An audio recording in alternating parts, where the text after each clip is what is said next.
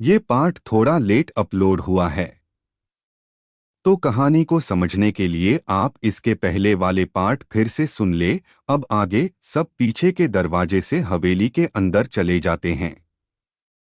हवेली इतनी बड़ी थी कि किसी को पता नहीं चल रहा था कि कहाँ जाएं और कैसे पता लगाएं उस लड़की का। दीपक कहाँ फंस गए यार, हम कुछ पता नहीं चल पा रहा है।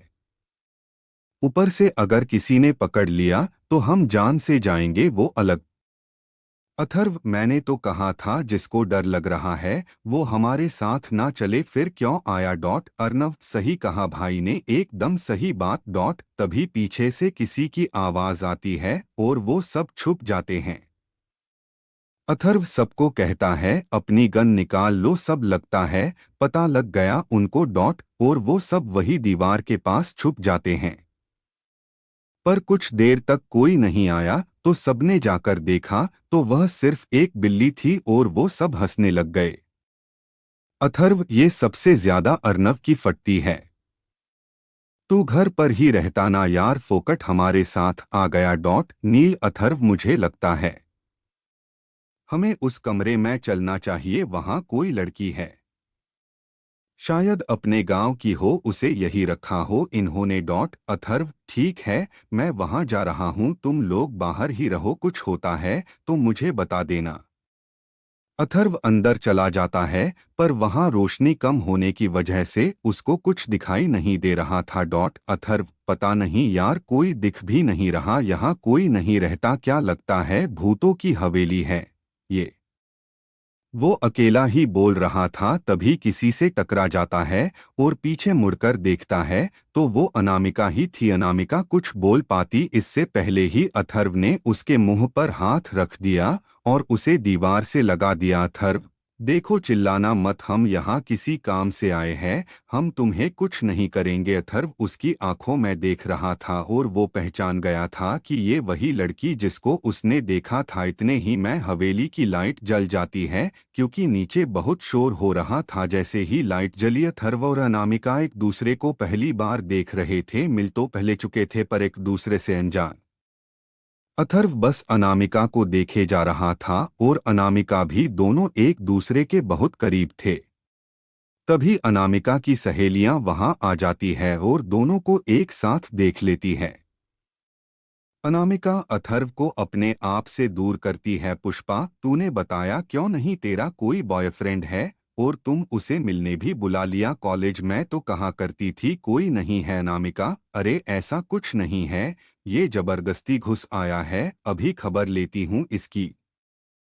अनामिका अब उसके पास जाती है और कहती है, बता दो कौन हो और क्या लेने आए हो, घाट पर से हमारा पीछा कर रहे हो ना तुम? तभी अथर्व के दोस्त भी वहां आ जाते हैं। अब सारे एक दूसरे से लड़ने लग जाते हैं। तभी अथर्व कहता है, चुप हो जाओ यार, सब सब तो चुप हो गए थे पर अनामिका अभी भी बोले जा रही थी। अथर्व उसकी ओर देखता है और उसके लबों पर उंगली रख देता है। अथर्व, अब सब पहले मेरी बात ध्यान से सुन लो, हम पास के गांव से आए हैं। तुम लोगों ने हमारे गांव की लड़की को उठा लिया है और हम उसे लेने आए हैं। अनामिका, इल्जाम लगाने से पहले सोच लो तुम किसके सामने खड़े हो और किससे बात कर रहे हो। अथर्व, मुझे कोई शौक नहीं जानने का, तुम कोई भी हो मुझे फर्क नहीं पड़ता, मैं बस अपने काम से आया हूँ। अनामिका, ज्यादा अकड़ दिखा रहे हो तो निकलो अभी यहाँ से, बड़े आए। अथर्व, ठीक है चलो रे सब, मुझे इस चिपकली किमदत की कोई जरूरत नहीं है। नी देखिए, आप जो कोई भी हो, आप अगर उस लड़की के बारे में जानती हो तो बता दे। अनामिका, बता दूंगी, पहले तुम्हारे दोस्त से कहो माफी मांगे। दीपक, सपने देखना छोड़ दो, वो भी माफी नहीं मांगता। अनामिका, ठीक है खुद पता लगा लो। थर, वहाँ हाँ हम खुद पता कर लेंगे।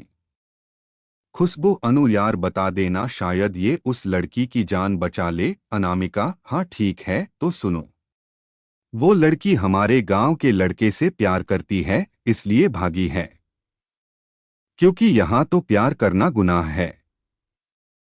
तो क्या करती बेचारी, और हमें ये सब पता है क्योंकि वो हमारी दोस्त है, उसने हमें सब बताया था कॉलेज में। अथर्व, अच्छा तो ये बात है।